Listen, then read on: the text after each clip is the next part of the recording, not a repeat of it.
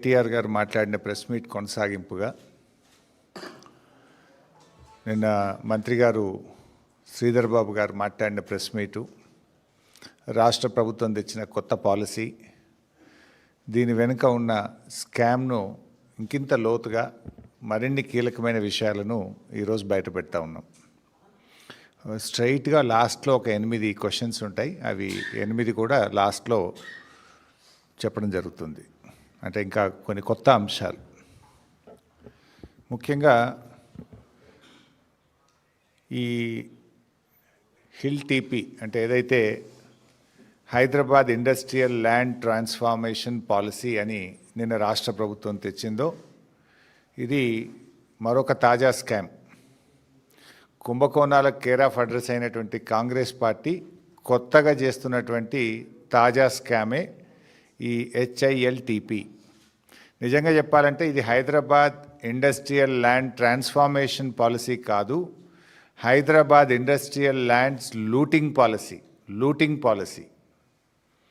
పారిశ్రామిక వాడల్లోని దాదాపు 10,000 ఎకరాల భూమిని పప్పు బెల్లాల్లో అమ్ముకునేటువంటి ఒక కుట్ర, ఒక పెద్ద స్కామ్ ఈరోజు రాష్ట్ర ప్రభుత్వం తెరలేపింది. అధికారంలో వచ్చిన నాటి నుంచి కూడా రేవంత్ రెడ్డి గారి ప్రభుత్వం అడ్డగోలు దోపిడీ మీదనే దృష్టి పెట్టింది. లగచెర్ల కావచ్చు, HCU భూములు కావచ్చు, ఇట్లా ఏది చూసినా కూడా దాని వెనుక ఒక దోపిడీ. ప్రజలకి ఏం చేయాలనే ధోరణి కంటే కూడా ఎక్కడ ఎంత దోపిడీ చేయాలన్నదే రేవంత్ గారి ఆలోచన విధానం. మా హయాంలో రోజు అనుమతుల వార్తలు వచ్చేది. ఇవాళ గూగుల్ వచ్చింది, లేకపోతే ఇంకో పెద్ద కంపెనీ వచ్చింది, చైనా నుంచి ఒక కంపెనీ వచ్చింది. అనుమతుల వార్తలేమో బీఆర్ఎస్ హయాంలో వస్తే, అమ్మకాల వార్తలేమో కాంగ్రెస్ హయాంలో వస్తూ ఉన్నాయి. ఇది బీఆర్ఎస్కు కాంగ్రెస్కు ఉన్న తేడా. ప్రతిరోజు ఒక కొత్త ఇండస్ట్రీ వచ్చింది, కొత్త పెట్టుబడి వచ్చింది అనేది మా పాలసీ. ప్రతిరోజు ఇవాళ హౌసింగ్ బోర్డు భూముల అమ్మకం, ఇవాళ ప్రభుత్వ భూముల అమ్మకం, ఇవాళ TGIC భూముల అమ్మకం, ఇవాళ ఇండస్ట్రియల్ ల్యాండ్ల భూముల అమ్మకం, రోజు భూముల అమ్మకాలు. ఇది కాంగ్రెస్ పార్టీ యొక్క పాలసీ.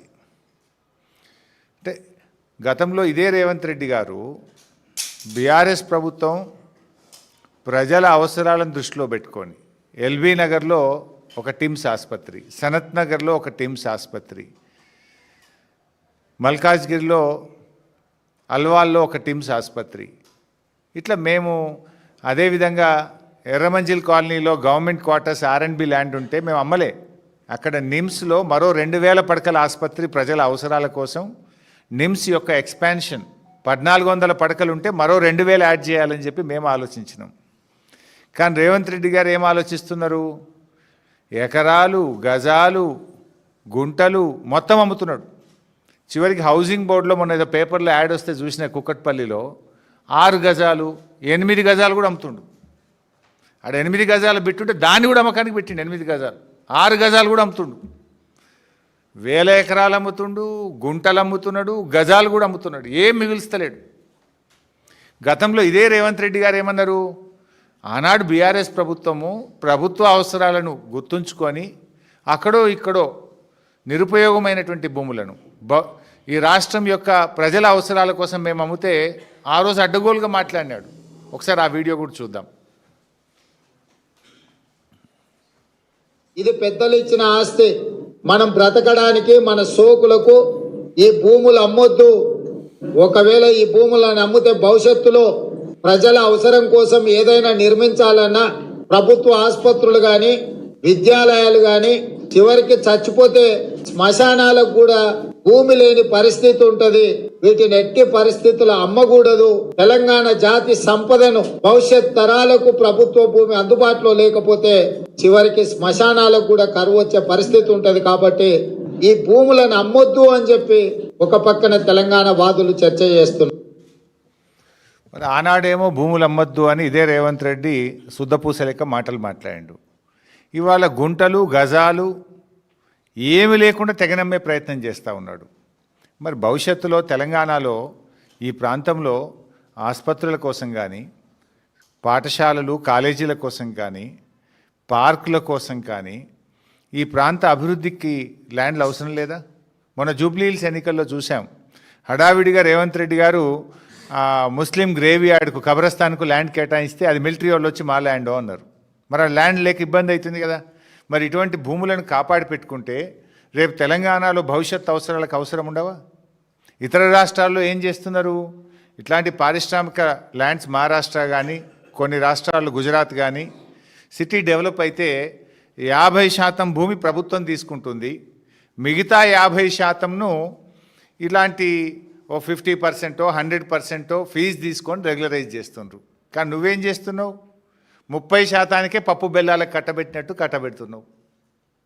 ఒక విధానం లేదు. ఇవాళ రేవంత్ రెడ్డి గారు హెచ్ఎండిఏ భూములు, టీజీఐసి భూములు, హౌసింగ్ బోర్డులు భూములు, స్వగృహ భూములు ఏవి లేకుండా తెగనెమ్ముతా ఉన్నాడు. ఈయన అనుముల రేవంత్ రెడ్డి కాదు, అమ్మకాల రేవంత్ రెడ్డి అయిపోయాడు. మొత్తం రాష్ట్రాన్ని అమ్మదొప్పుతూ ఉన్నాడు. ఇవాళ దేశంలోనే అతిపెద్ద కుంభకోణం ఇవాళ కాంగ్రెస్ పార్టీ తెరలేపిందని చెప్పొచ్చు. బీఆర్ఎస్ పార్టీ చెప్పినటువంటి మాటలు, నిన్న కేటీఆర్ గారు చెప్పినటువంటి మాటలు అక్షర సత్యము అని నిన్నటి మంత్రి గారి మాటలతో రుజువైపోయింది, తేటతెల్లమైపోయింది. థ్యాంక్స్ టు శ్రీధర్ బాబు గారు. నిజాన్ని కొంతవరకు ఒప్పుకున్నాడు. ఆయన కొంత దాచే ప్రయత్నం చేసింది కానీ కొన్ని ఒప్పుకోక తప్పలేదు. ఈ హిల్ టీపీ పాలసీ ఏదైతే ఉందో ఇది అతిపెద్ద స్కామ్. ఈ రాష్ట్ర ప్రభుత్వం ఉపయోగిస్తున్న ఒక ఆయుధం. వేల కోట్లు, లక్షల కోట్లు కొల్లగొట్టడానికి తెరలేపినటువంటి స్కామ్ ఇది. పారిశ్రామిక వాడల్లో ఆ రోజుల్లో పిల్లలకు ఉద్యోగాలు రావాలని తక్కువ ధరకే పారిశ్రామికవేత్తలకు భూములు కేటాయించారు. 9,292 ఎకరాల భూమిని ఇవాళ 30%, అది కూడా రిజిస్ట్రేషన్ వాల్యూ 30% రిజిస్ట్రేషన్ వాల్యూలో కట్టించుకుంటే రాష్ట్ర ప్రభుత్వానికి 4 నుంచి 5 వేల కోట్ల ఆదాయం వస్తుందని నిన్న మంత్రి గారు చెప్పారు. నేను చెప్పలే, శ్రీధర్ బాబు గారే చెప్పారు. స్పష్టంగా చెప్పిన ప్రెస్ మీట్లో, మేము ఈ 9,292 ఎకరాలు అమ్మేస్తున్నాం, రిజిస్ట్రేషన్ వాల్యూలో 30% కడితే మాకు 4-5 వేల కోట్ల ఆదాయం వస్తుంది అన్నారు. మరి నిజంగా ఈరోజు ఆ 9,292 ఎకరాల భూమి విలువ ఎంత ఈరోజు మార్కెట్లో? ఖచ్చితంగా 5 లక్షలకు తగ్గదు. 5 లక్షల కోట్ల రూపాయల విలువ కలిగిన భూమి. మరి నేను అడుగుతా ఉన్న శ్రీధర్ బాబు గారిని, ఈ ప్రభుత్వాన్ని, ఈ 5 లక్షల కోట్ల విలువ కలిగిన భూమిని 4-5 వేల కోట్లకే ఎందుకు కట్టబెడతా ఉన్నారు? అంటే మిగతా 4,95,000 కోట్లు స్కామ్ కాకపోతే ఏంటి? దాన్ని ఏమనాలి? మీరే చెప్పింది కదా 4-5 వేల కోట్లే వస్తాయని. ఈరోజు బహిరంగ మార్కెట్లో ఈ భూమి విలువ 5 లక్షల కోట్లు. 5 లక్షల కోట్ల విలువ కలిగిన భూమిని ఎందుకు 4-5 వేల కోట్లకే కట్టబెడుతున్నారు? దీని వెనుక ఉన్న మతలబేందో చెప్పాలి. ఈరోజు మంత్రి గారు ఇంకోటి బుకాయించే ప్రయత్నం కూడా చేసిండ్రు నిన్న. లేలే, ఇది 9,292 ఎకరాల భూమి కాదు, ఇలా రోడ్లు మోరీలు బొంగ 4,740 ఉంటుంది అని ఒక అబద్ధాన్ని చెప్పే ప్రయత్నం చేసిండ్రు. నేను అథారిటీగా చెప్తున్నాను, ఎందుకంటే ఆ రోజు cabinet sub committee on revenue resource mobilisation చైర్మన్గా నేను పనిచేసిన. ఆ రోజు ఆర్థిక మంత్రిగా క్యాబినెట్ సబ్ కమిటీ చైర్మన్గా నేనున్నాను. నాతో పాటు కేటీఆర్ గారు, ప్రశాంత్ రెడ్డి గారు, ఇంకా కొంతమంది గౌరవ మంత్రులు సభ్యులుగా ఆ రోజు పనిచేసినారు. ఈ ప్రతిపాదన మా ముందుకు కూడా వచ్చింది. I know all these details. ఎందుకంటే మంత్రి గారు నువ్వు చెప్తున్నది శుద్ధ అబద్ధం. నేను సవాల్ చేస్తున్న శ్రీధర్ బాబు గారికి, నిజంగా 4,740 ఎకరాలే ఈ ప్రభుత్వం పెట్టిందా? దీని మీద బహిరంగ చర్చకు నువ్వు సిద్ధంగా ఉన్నావా? సగం మోరీలకు పోతుంది, రోడ్లకు పోతుందని ఇట్లా బుకాయించగానే ఇక ఎదుటోడేం మాట్లాడాడు, వానికి ఏం తెలియదు అనుకుంటున్నావా? మేము కూడా ఆ రోజు ప్రభుత్వంలో ఉన్నాం కదా. అంటే దాన్ని తగ్గించి, సగానికి సగం తగ్గించి చూపే ప్రయత్నం చేస్తూ ఉన్నాడు శ్రీధర్ బాబు గారు. అంటే కుంభకోణం యొక్క విస్తీర్ణాన్ని సగానికి సగం తగ్గించాలనేటువంటి విఫలయత్నానికి శ్రీధర్ బాబు గారు పాల్పడుతూ ఉన్నారు. ఇందులో స్పష్టంగా ప్రభుత్వం యొక్క డొల్లతనం బయటపడ్డది. నిన్న బీఆర్ఎస్ పార్టీ కేటీఆర్ గారు అనేకమైనటువంటి ప్రశ్నలు వేశారు. ఏ ఒక్క ప్రశ్న కన్నా ప్రభుత్వం సూటిగా సమాధానం చెప్పిందా? చెప్పండి ఇప్పటికైనా. మీకు ఇంత పెద్ద ముఖ్యమైన కీలకమైన నిర్ణయాన్ని మీరు అసెంబ్లీ పెట్టాల్సింది, అసెంబ్లీలో చర్చించండి. 5 లక్షల కోట్లు మన బడ్జెట్ కంటే రెట్టింపు కదా. మన రాష్ట్ర ప్రభుత్వ బడ్జెట్తో 2 అంతల స్కామ్ ఇది. మన బడ్జెట్ 2.5 లక్షల కోట్లు దాటలేదు. మీరు పెట్టుడు 3 లక్షలు పెట్టినా దాటుడు 2.5 దాటలేదు. అంటే 5 లక్షల కోట్లు, అంటే 2 సంవత్సరాల బడ్జెట్తో సమానమైన ఇంత ప్రధానమైనటువంటి నిర్ణయాన్ని మీరు శాసనసభకు పెట్టకుండా, సభలో చర్చించకుండా, రాత్రికి రాత్రే పాలసీ పెట్టి వేల కోట్లు, లక్షల కోట్లు కొల్లగొడతామంటే బీఆర్ఎస్ పార్టీ చూస్తూ ఊరుకోదు. ఇంత ఇంపార్టెంట్ ఇష్యూను మీరు అట్లా రాత్రికి రాత్రి ఎట్లా చేస్తారండి? నిన్న కేటీఆర్ గారు అడిగిన ఏ ఒక్క ప్రశ్నకి ఎందుకు సమాధానం ఇవ్వరు నేను అడుగుతా ఉన్నా. ఇప్పుడు ప్రభుత్వం ఆనాడు బీఆర్ఎస్ ప్రభుత్వం సెలెక్టెడ్గా కోర్టు కేసులు ఉండే అప్పటికే కిరణ్ కుమార్ రెడ్డి ప్రభుత్వం నిర్ణయం తీసుకున్నది. ఆ భూములు ఆజామాబాద్ భూములు వాళ్ళకి ఇవ్వాలని కిరణ్ కుమార్ రెడ్డి ప్రభుత్వం నిర్ణయం తీసుకుంది. దాని మీద వాళ్ళు హైకోర్టు నుంచి ఆర్డర్ తెచ్చుకున్నారు. సో కోర్టు ఆర్డర్ ఉందని చెప్పి ఆ రోజు మేము రెగ్యులరైజ్ చేయాలని చెప్పి నిర్ణయించినాం. ఒక్క ఆజామాబాద్ నిర్ణయిస్తే కూడా ఆ రోజు మేము 200% కట్టాలన్నాం. సబ్ రిజిస్ట్రేషన్ వాల్యూ మీద 200% కట్టాలని నిర్ణయం తీసుకున్నాం. అంటే మీకు బాగా అర్థం కావాలి, ప్రజలకు అర్థం కావాలంటే అక్కడ ఒక గజం 100 రూపాయలు ఉందనుకోండి, 100 రూపాయలు సబ్ రిజిస్ట్రేషన్ కార్డ్ వాల్యూ, మనం రిజిస్ట్రేషన్ ఆఫీస్లో పోయి ఫీజు కడతాం కదా, ఆ కార్డ్ వాల్యూ 100 రూపాయలు ఉందనుకోండి, ఆ రోజు 200 రూపాయలు రాష్ట్ర ప్రభుత్వానికి కడితే మీకు ఆ భూమిని ఫ్రీ హోల్డ్ చేస్తాము అని ఆనాడు బీఆర్ఎస్ ప్రభుత్వం నిర్ణయం తీసుకుంది. ఇవాళ కాంగ్రెస్ ఏం నిర్ణయం తీసుకుంది? అదే 100 రూపాయలు రిజిస్ట్రేషన్ కార్డ్ వాల్యూ ఉంటే మీరు 30 రూపాయలు కట్టండి చాలు మీకు ఫ్రీ హోల్డ్ చేస్తాము అంటుంది కాంగ్రెస్ పార్టీ. అంటే ఎంత లుక్సాన్ అవుతుంది గవర్నమెంట్ ఖజానాకు? గజానికి 170 రూపాయలు లుక్సాన్ అయినట్టేనా? మేము 100 ఉంటే 200 కట్టమని మేమన్నాం. మీరేమంటున్నారు? 100 ఉంటే 30 రూపాయలు కట్టండి చాలు మీకు ఫ్రీ హోల్డ్ చేస్తాం, ఈ భూమి మీకు దారాదత్తం చేస్తాము అంటున్నారు. అంటే 170 రూపాయలు నష్టమవుతుంది కదా. నేను జస్ట్ టు అండర్స్టాండ్ చెప్తా ఉన్నా. అందుకే 5 లక్షల కోట్లు రావాల్సిన చోట 5,000 కోట్లు మాత్రమే వస్తాయి అని మంత్రి గారు నిన్న ఉన్న నిజాన్ని మంచిగా కుండబద్దలు కొట్టినట్టు బయట పెట్టిండు. అందుకే ఆయనకు థ్యాంక్స్ కూడా చెప్పిన నేను. ఇవాళ బీఆర్ఎస్కు కాంగ్రెస్కు ఉన్న తేడా ఏంటి? మేము 200 రూపాయలు రావాలంటే మీరు 30 రూపాయలు చాలు అంటున్నారు. ఇది రాష్ట్ర ప్రభుత్వ ఖజానాకు తీరని నష్టం చేస్తూ ఉన్నారు మీరు. ఇంట్లో ఇంకా గమ్మత్ ఏంటంటే ఎంత అసలు కొద్దిగానే ఉండాలి వాళ్ళకి ప్రభుత్వం నడపడానికి. వారం రోజుల్లోగా అప్లికేషన్లు పెట్టాలన్నట, వారం రోజుల్లోగా టీజీఐసి అప్లికేషన్లను పరిశీలించాలన్నట, అవతల వారం రోజుల లోపలనే అధికారుల కమిటీ దానికి అనుమతి ఇవ్వాలన్నట, అనుమతి ఇచ్చిన 45 రోజులనే పైసలు కట్టాలన్నట. అంటే మొత్తం 2 నెలల కుల్లా అయిపోవాలన్నట. 2 నెలలు ఏంది ఇంత ఆగము? వారం రోజుల్లో అనుమతి, వారం రోజుల్లో మీరు డిమాండ్ నోటీస్ ఇస్తారు, 45 రోజుల్లో పైసలు కట్టాలనా? 2 నెలల్లో మొత్తం స్కామ్ ఖతం చేయాలనుకుంటున్నారా? ఈ 5 లక్షల కోట్లను మింగాలనుకుంటున్నారా? ఎందుకు అంత ఆగమాగం? ఇంత వేగంగా చేస్తున్నారు అని నిన్న మేము అడిగితే దానికి సమాధానం రాలే. ఏంది వారం రోజులు 45 రోజుల్లోగా డబ్బులు కట్టాలని, 2 నెలల్లోగా దీన్ని పూర్తి చేయాలనే దాని వెనుక ఉన్న నిగూఢం ఏంటి అని నిన్న బీఆర్ఎస్ అడిగింది. దానికి మీరు సమాధానం చెప్పలే. ఈ భూములు మార్కెట్లో వేలం వేస్తే 5 లక్షల కోట్లు వస్తాయి కదా అని మేము సూటిగా అడిగినాం.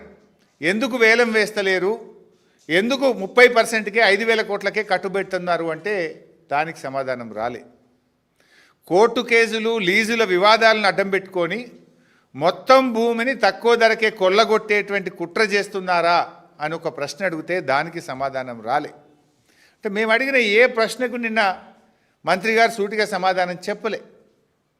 పైగా ఒక మాట అన్నారు, 60-70% పెడితే వస్తారా అన్నాడు. మరి మేము 200% పెడితే ఆ రోజు కొంతమంది కట్టలేదా?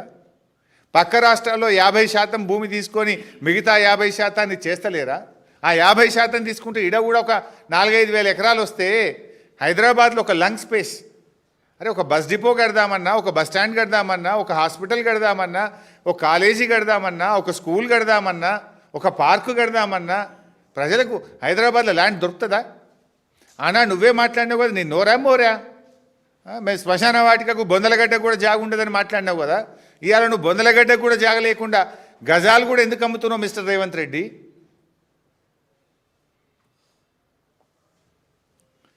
ఇవాళ ఆ రోజు బీఆర్ఎస్ పార్టీ ఏమో దేశంలోనే ది బెస్ట్ పాలసీ, పారిశ్రామికవేత్తలను ఆకర్షించడానికి మేము ఆ రోజు టీఎస్ ఐపాస్ లాంటి పాలసీ తెచ్చాం. అంటే కొత్త కొత్త ఇన్వెస్ట్మెంట్లు రావాలి, కొత్త కొత్త పరిశ్రమలు తెలంగాణకు రావాలి, మా యువతకు లక్షల వేల సంఖ్యలో ఉద్యోగాలు రావాలని మేము పాలసీ తెచ్చినాం. కాంగ్రెస్ ఏం పాలసీ తెస్తుంది?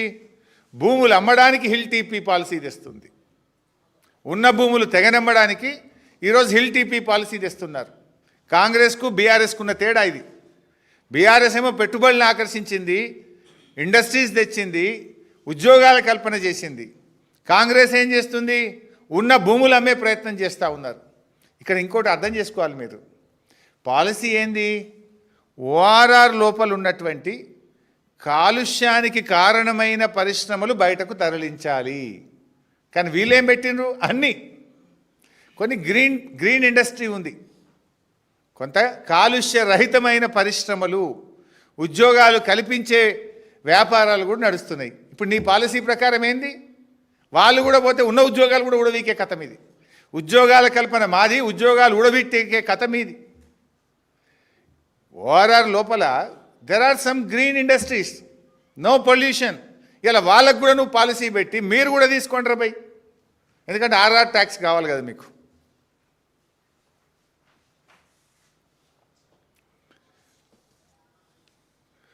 మాదేమో ఖజానాను నింపే పాలసీ, కాంగ్రెస్దేమో వాళ్ళ జేబులు నింపుకునే పాలసీ. మేము 200% ట్యాక్స్ పెట్టి ఏందన్నట్టు?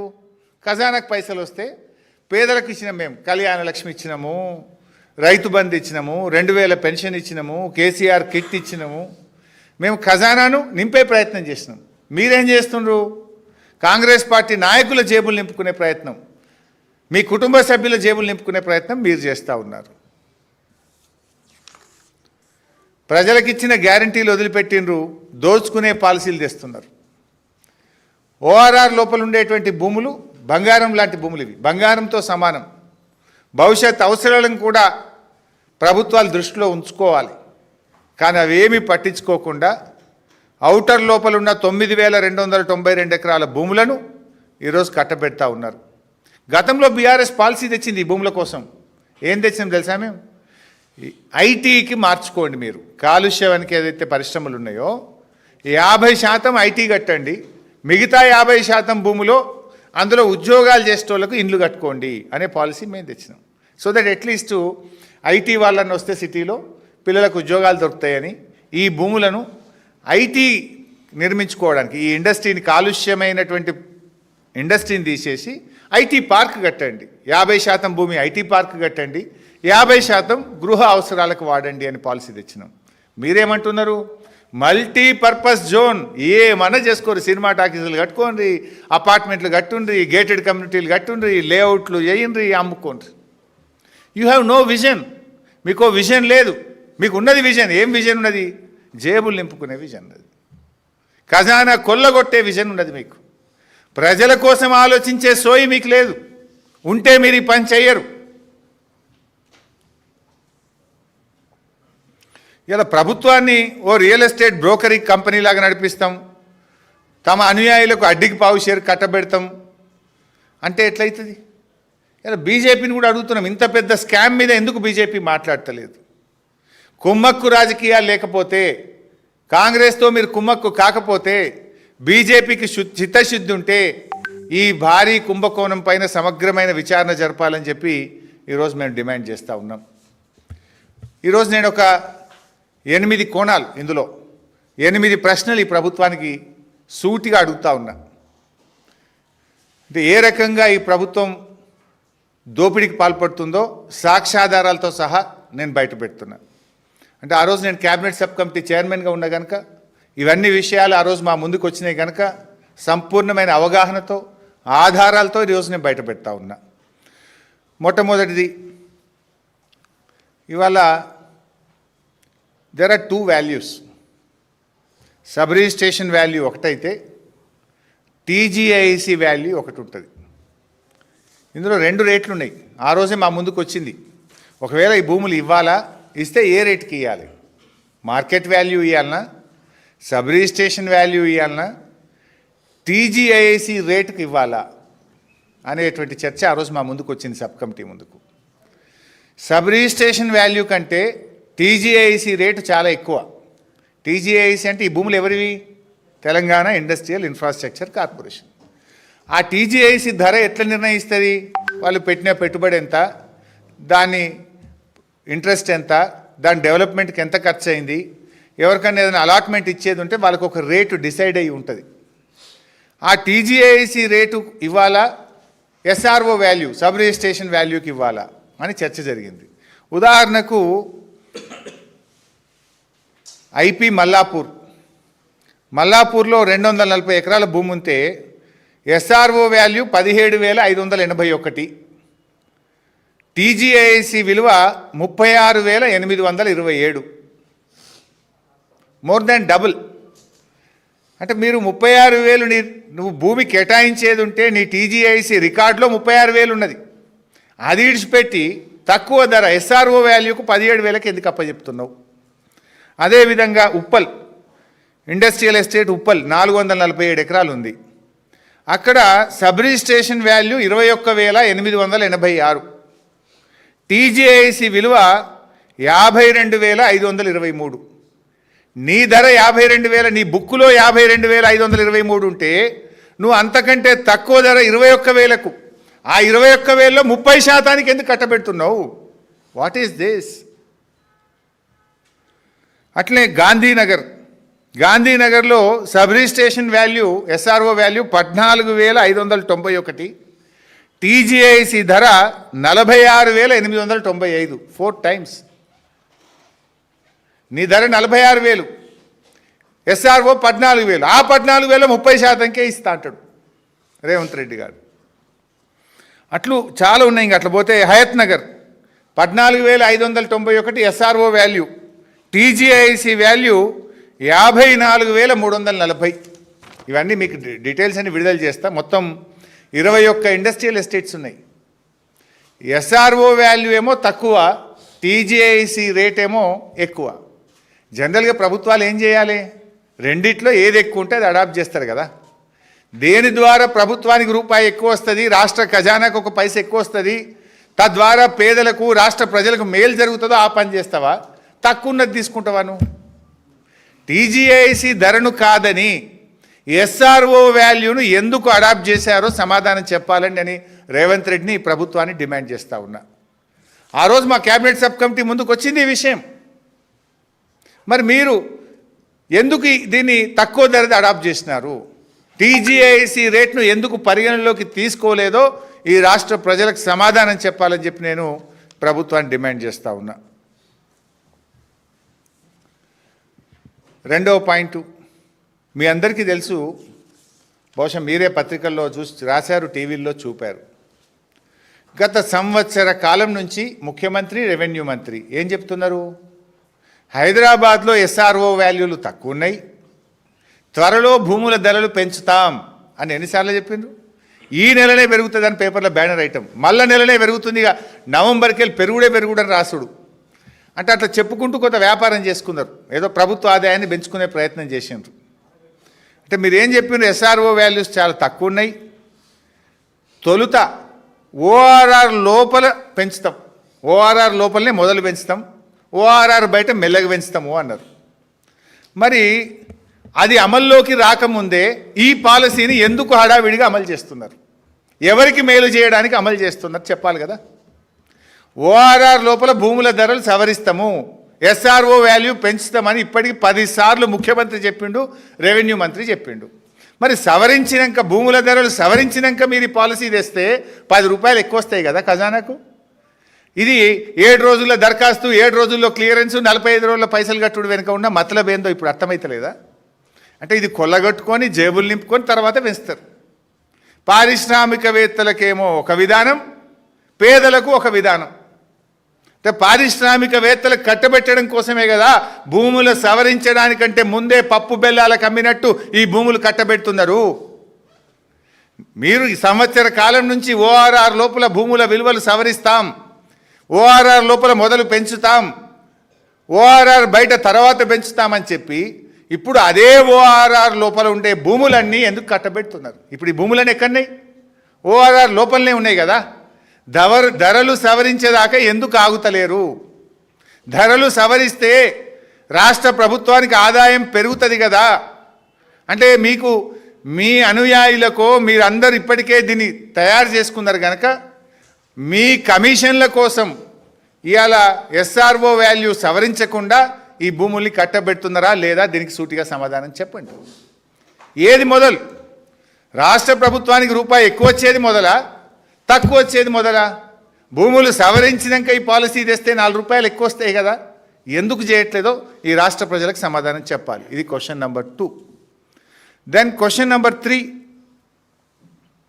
ఇందాక నేను చెప్పిందే, బీఆర్ఎస్ 100 రూపాయలు అక్కడ గజం ఉంటే 200 రూపాయలు తీసుకున్నది. కానీ మీరు 30 రూపాయలకే ఎందుకు ఇస్తున్నారు? Already there is a policy. BRS అది కూడా హైకోర్టు డైరెక్షన్ ఉంటే తెచ్చిన మా రోజు 100 ఉంటే 200 తీసుకుందామన్నాం. మీరు 30 రూపాయలకే ఇస్తున్నారు. 170 రూపాయలు లాస్ అవుతుంది కదా. ఎందుకు 30 రూపాయలకు తగ్గించారు? దీనివల్ల రాష్ట్ర ఖజానాకు రాష్ట్ర ప్రభుత్వానికి నష్టం జరుగుతుందా జరగదా? 200ని 30 రూపాయలకు ఎందుకు తగ్గించారు? తద్వారా లక్షల కోట్లు ఈ రాష్ట్ర ప్రభుత్వ ఖజానాకు నష్టం, ఈ రాష్ట్ర ప్రజలకు నష్టం కదా. దానికి మీరు ఇచ్చే సమాధానం ఏంటి? నంబర్ 3. నంబర్ 4, అప్పట్లో మేము ఎల్ఆర్ఎస్ తెస్తే నో ఎల్ఆర్ఎస్ నో బీఆర్ఎస్ అని మమ్మల్ని తిట్టిరా. ఎల్ఆర్ఎస్ ఏంటి బైసాబ్? ఎల్ఆర్ఎస్ అంటే మీలాంటి వాళ్ళు, ఒక పేదవాళ్ళు, అమాయకులో ఆ లేఅవుట్కి అనుమతి ఉందో లేదో తెలియక పట్టా భూమిని డబ్బులు కట్టి రిజిస్ట్రేషన్ ఆఫీస్లో ఫీజు కట్టి ఓ 300 గజాలు 200 గజాలు కొనుక్కున్నారు. ఒక పేదవాడు 300 గజాలు కొనుక్కుంటే ఎల్ఆర్ఎస్కి ఎంత వసూలు చేసింది బైసాబ్? ఎల్ఆర్ఎస్ అంటే పట్టా భూమి, డబ్బులు పెట్టి కొనుక్కున్న భూమి, రిజిస్ట్రేషన్ ఆఫీస్లో ప్రభుత్వానికి బాజాప్తా రుసుము కట్టి రిజిస్ట్రేషన్ చేసుకున్న భూమి, అది లేఅవుట్ రెగ్యులరైజేషన్ స్కీమ్.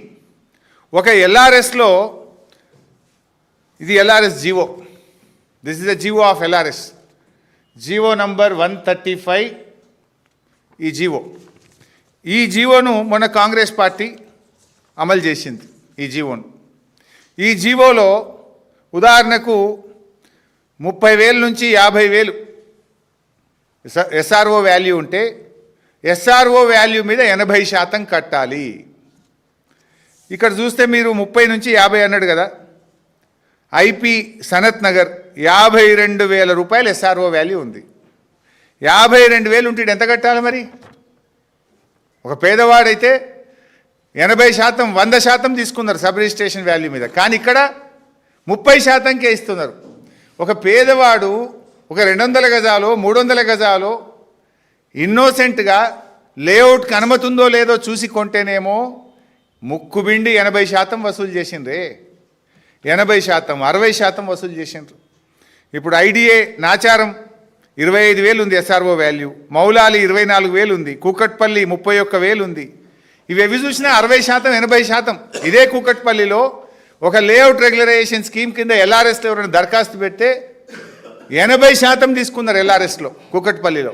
ఇప్పుడు అదే కూకట్పల్లి ఇండస్ట్రియల్ ఎస్టేట్లో 30%కే భూమి రెగ్యులరైజ్ చేస్తూ multiple zone, not residential, multiple zone. నువ్వు సినిమా థియేటర్ కట్టు, కమర్షియల్ కాంప్లెక్స్ కట్టు, నువ్వు ఏమన్నా చేసుకో, మల్టిపుల్ జోన్గా కన్వర్ట్ చేస్తుండే. ఒక పేదవాడికి ఎల్ఆర్ఎస్ చేయమంటేనేమో ముక్కుబిండి 80% వసూలు చేసిండ్రు. 80% రిజిస్ట్రేషన్ వాల్యూ వేరే, మళ్ళా రుసుములు వేరే, దరఖాస్తు రుసుము, ప్రాసెసింగ్ రుసుము, రకరకాల రుసుములు పెట్టి వసూలు చేసిండ్రు. అంటే పేదవాడికి ఒక న్యాయం, పెద్దోడికి ఒక న్యాయం. ఇది ఎల్ఆర్ఎస్లో 60%, 80% ఎస్ఆర్ఓ వాల్యూలో ముక్కుబిండి వసూలు చేస్తుంది. బడా పారిశ్రామికవేత్తలకేమో 30%కే కట్టబెడుతుంది. దీనికి మీరు ఇచ్చే సమాధానం ఏంది? పేదవాడికో న్యాయం, పెద్దోడికో న్యాయం ఉంటుందా అని అడుగుతా ఉన్నా. 300 గజాల ప్లాట్ కొనుక్కున్న, ఇల్లు కట్టుకుందామనే ఒక రోజువారి కూలి, ఒక ప్రైవేట్ ఉద్యోగి, ఒక చిరు ఉద్యోగి దగ్గర ఎస్ఆర్ఓ వాల్యూలో 80% వసూలు చేసిండ్రు. 1,000 కోట్లకు పడగలెత్తిన పారిశ్రామికవేత్త దగ్గర 30%కే మీరు మల్టిపుల్ జోన్ కన్వర్ట్ చేస్తే నీతి ఎక్కడిది అని అడుగుతా ఉన్నా. What is this policy? ఈ పాలసీ ఎవరి కోసం? ప్రభుత్వం ఈరోజు సమాధానం చెప్పాలి ప్రజలకని అడుగుతా ఉన్నా. This is point number 4. ఇకపోతే పాయింట్ నెంబర్ 5. జనరల్గా దసరాకు దీపావళికి ఆఫర్లు ఉంటాయి కదా. దసరా ఆఫర్, దీపావళి బోనంజా, ఒక 2 చీరలు కొంటే 3వ చీర ఫ్రీ, లేకపోతే ఏముంటే కేజీ సేల్, కిలో సేల్. ఇప్పుడు ఇంట్లో ఆఫర్ పెట్టిండు రేవంత్ రెడ్డి, ఇంట్లో బంపర్ ఆఫర్ పెట్టిండు ఇంకోటి ఇంట్లో ఈ పాలసీలో.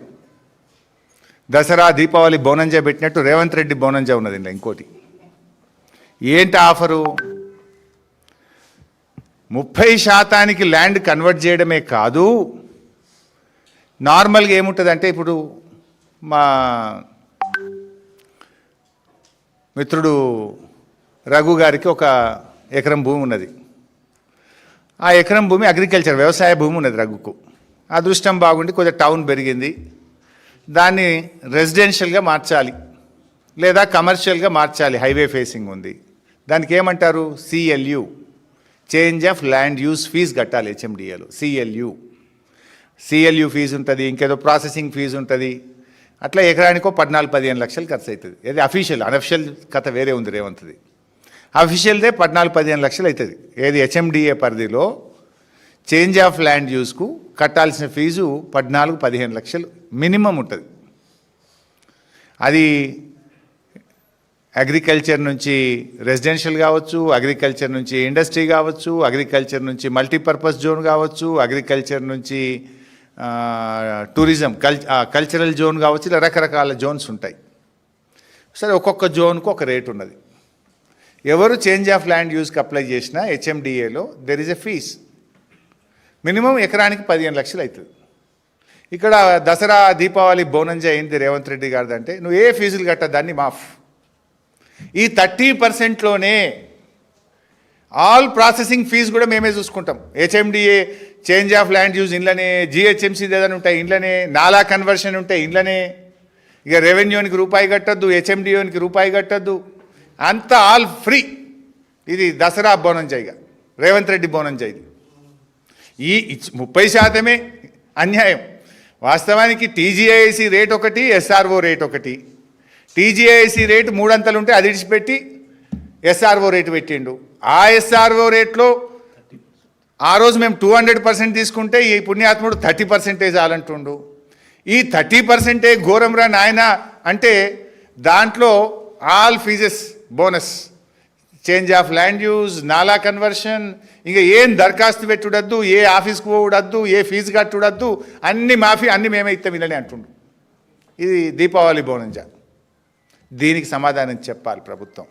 దీని విలువ ఈ 9,200 ఎకరాలకు హెచ్ఎండిఏ కానీ నాలా కానీ ఈ కన్వర్షన్ ఫీజుల విలువ 13,500 కోట్లు. 13,500 కోట్లు. ఇది రాష్ట్ర ప్రభుత్వానికి వచ్చే డబ్బు కదా. హెచ్ఎండిఏకి వస్తే ఎవరికి ఉపయోగపడుతుంది? హైదరాబాద్ ప్రజలకు 4 ఫ్లైఓవర్లు కట్టచ్చు, 4 అండర్ పాస్లు కట్టచ్చు, స్ట్రామ్ వాటర్ డ్రైన్స్ కట్టచ్చు. ఇది ప్రజల డబ్బు, హైదరాబాద్ ప్రజల డబ్బు. ఇది కాంగ్రెస్ నాయకుల జేబుల్లోకి కొల్లగొట్టే కుట్ర. ఇది 30% అయింది, మళ్ళీ ఫీజులు మాఫీ అయింది. దీనికి సమాధానం చెప్పాలి. ఇది question number 5. Now question number 6.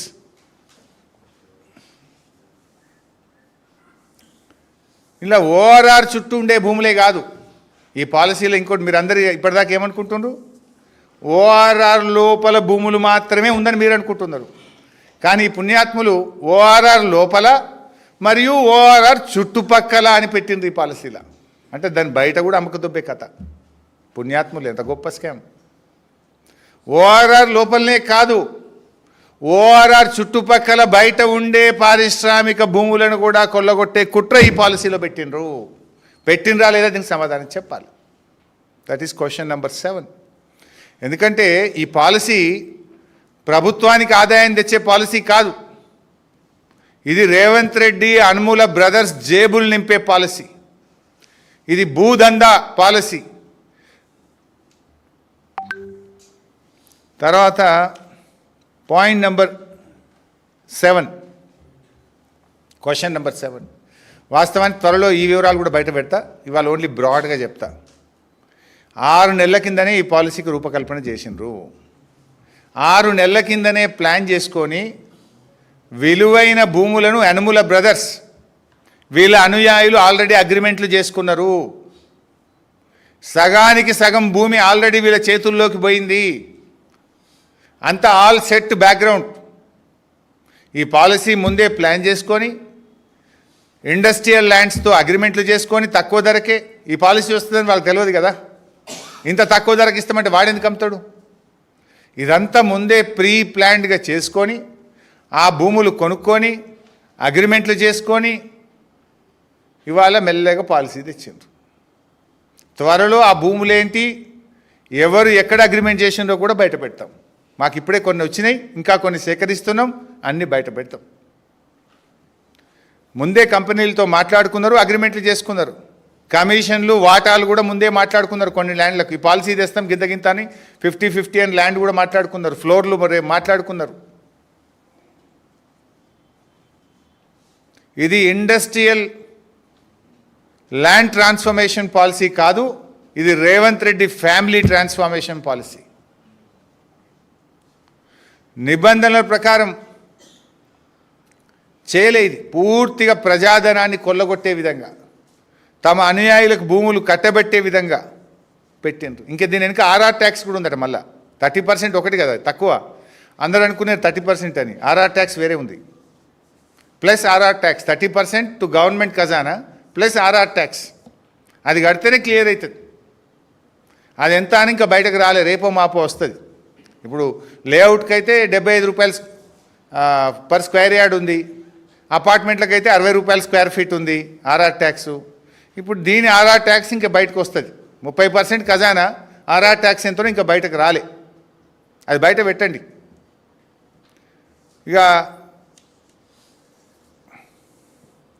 Last question 8. ఈ వచ్చిన డబ్బు అట్లీస్ట్ 30% వస్తుంది కదా. పోనీ ఈ 30% డబ్బునైనా పారిశ్రామికవేత్తలు ఎంతోమంది ఇండస్ట్రీస్ వచ్చిండ్రు, వాళ్ళు ఇన్సెంటివ్స్ ఏమన్నా చెల్లిస్తారా? కొత్త పారిశ్రామిక వాడల అభివృద్ధికి ఉపయోగిస్తారా? ఇండస్ట్రీస్ను ఆకర్షించడానికి పెద్ద ఎత్తున ఇన్సెంటివ్స్ ఇవ్వడమో, బయట ల్యాండ్లు కొని కొత్త ఇండస్ట్రియల్ కారిడార్స్ డెవలప్ చేయడానికి వాడతారా? లేదు మీ కమిషన్ల కోసం ఈ వచ్చిన డబ్బును బడా బడా కాంట్రాక్టర్ల బిల్లులు చెల్లిస్తారా కూడా ప్రజలకు సమాధానం చెప్పాలి.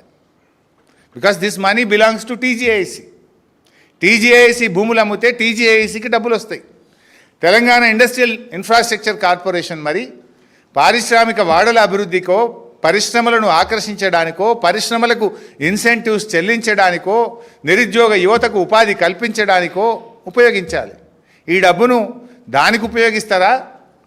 మీ కమిషన్ల కోసం బడా బడా కాంట్రాక్టర్ల బిల్లులు చెల్లించడానికి ఉపయోగిస్తారా? దీనికి కూడా ఈ 8వ ప్రశ్నకు కూడా సమాధానం చెప్పాలని ప్రభుత్వాన్ని మేము డిమాండ్ చేస్తూ ఉన్నాం. ఎందుకంటే ఫైనల్గా నేను కోరేది ఒక్కటే, ఆ రోజుల్లో ఆనాటి పాలకులు ఇక్కడ పరిశ్రమలు రావాలి, మన యువతకు ఉద్యోగాలు రావాలని ఆ రోజుల్లో ఈ భూములు తక్కువ ధరకే పారిశ్రామికవేత్తలకు ఇచ్చారు. కారణాలు ఏదేమైనా పొల్యూషన్ వల్ల కావచ్చు, పరిశ్రమలు మూతపడ్డాయి కావచ్చు. మరి వాళ్ళను బయట కావాలంటే భూములు ఇవ్వండి, ప్రత్యామ్నాయ భూములు ఇచ్చి పరిశ్రమలు తరలించండి, ప్రజల ఆరోగ్యాన్ని కాపాడండి. కానీ మళ్ళీ మీరేం చేస్తున్నారు?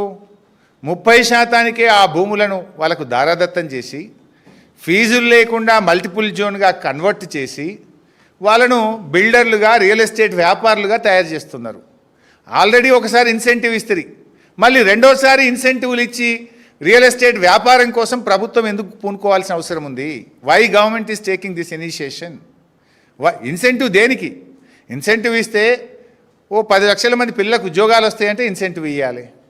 ఇప్పుడు గతంలో పాలసీ తెచ్చిండ్రు, ఇదే ఇండస్ట్రియల్ ల్యాండ్ను 50% ఐటీ కట్టండి, 50% ఇండ్లు కట్టండి. ఎస్, ఒక ఐటీ పార్క్ వస్తే ఉద్యోగాలు వస్తాయి. మీరు ఏంటి కమర్షియల్ కోసం, సినిమా టాకీస్ల కోసం, రిక్రియేషన్ కోసం, రియల్ ఎస్టేట్ వ్యాపారం కోసం ఎందుకు మీరు ఇన్సెంటివ్లు ఇస్తున్నారు? రెండవసారి ఇన్సెంటివ్ ఇవ్వాల్సిన అవసరం ఏంది? ఇది ఆలోచించాల్సిన అవసరం ఉంది. ఇది నిజంగానే ఇవాళ ఒక లక్షల కోట్ల రూపాయల స్కామ్ ఇది. ఈ రాష్ట్రానికి బహుశా భారతదేశంలో ఇంత పెద్ద భూ స్కామ్ లేదు. The biggest land scam in India. మీకు నిజాయితీ ఉంటే వెంటనే అసెంబ్లీని పిలవండి. ఆ రోజు అసెంబ్లీ ఒక్కటే రోజు పెట్టి పారిపోయింది కదా. మళ్ళీ పెడతాం ఇక వారంలో పెడతాం, 10 రోజులనే పెడతాం అన్నారు. 3 నెలల అసెంబ్లీ పెట్టండి. అసెంబ్లీ పెట్టి చర్చకు పెట్టండి దీని మీద. This is public property. 4 కోట్ల ప్రజల ఆస్తి ఇది. ఇది మీ అయ్య జాగిరి కాదు, మీ సొంతం కాదు. మీరు 5 ఏళ్ల కోసం మాత్రమే వచ్చిన ప్రభుత్వం మీది. మీరు 5 ఏళ్ళు పాలించడానికి మాత్రమే మీకు అవకాశాలు ఇచ్చారు. తాతల తండ్రుల తరతరాల ఆస్తిని మీ ఇష్టం వచ్చినట్టు అమ్ముకోవడానికి మీకు అధికారం లేదు. రేపటి భవిష్యత్ తరాలను దృష్టిలో పెట్టుకొని పాలన చేయాలి. కానీ మీ ఇష్టం వచ్చినట్టుగా ఈ భూములు అమ్ముతామంటే బీఆర్ఎస్ పార్టీ చూస్తూ ఊరుకోదు. We demand for in immediate assembly session పెట్టండి. ఈ పాలసీని చర్చకు పెట్టండి. ఓపెన్గా డిస్కస్ చేద్దాం. ప్రజల సమక్షంలో డిస్కస్ చేద్దాం. ప్రజల కోసం మాట్లాడదాం. పారదర్శకమైన పాలసీ తీసుకురావాలి తప్ప మీరు ఈ రకంగా ఇష్టం వచ్చినట్టు కొల్లగొడితే బీఆర్ఎస్ పార్టీ ప్రజల పక్షాన పోరాడుతుంది. ఎందుకంటే మీరు ఏది అడిగినా ఈరోజు డబ్బులు లేవంటారు. మరి డబ్బులు వచ్చే ఈ అవకాశాన్ని భవిష్యత్ అవసరాలను దృష్టిలో పెట్టుకోకుండా మీ జేబులు నింపుకోవడానికి పాలసీలు తెస్తే రేపు ప్రజలకు అన్యాయం జరుగుతుంది, భవిష్యత్ తరాలకు అన్యాయం జరుగుతుంది, హైదరాబాద్ నగరానికి శాశ్వతమైన అన్యాయం జరుగుతుంది. కనుక బీఆర్ఎస్ దీని పక్షాన ప్రశ్నిస్తుంది. ఇక సొల్లు మాట్లాడతారు, నాకు తెలుసు. ఇప్పుడు నేను పెట్టినా కదా, మళ్ళీ నా మీద ఏదో సొల్లు ఎప్పుడన్నా మాట్లాడు, నాకు అభ్యంతరం లేదు. నిన్న కేటీఆర్ గారు కొన్ని ప్రశ్నలు వేశారు. ఈరోజు నేను ఒక 8 సూటి ప్రశ్నలు వేసిన. మీకు నిజాయితీ ఉంటే నేను అడిగిన ప్రశ్నలకు, బీఆర్ఎస్ అడిగిన ప్రశ్నలకు సూటిగా సమాధానం చెప్పండి. మీకు ధైర్యం ఉంటే అసెంబ్లీ పెట్టి చర్చకు పెట్టండి.